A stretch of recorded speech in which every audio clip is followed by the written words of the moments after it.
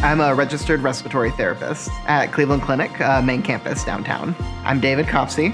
I worked as a clinical technician at main campus in their ICUs, and I followed a respiratory therapist for a day, and I fell in love with it. I started with the university partnership between Bowling Green State University and Lorain County Community College. I worked through LCCC because they had a really reputable program. I knew it was a great respiratory care program.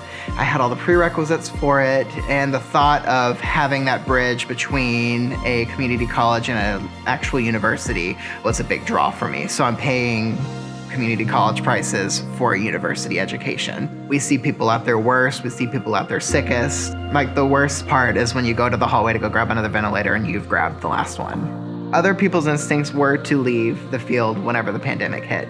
For me, it was a calling. We were seeing people die every single day that weren't able to have their family members in the room with them.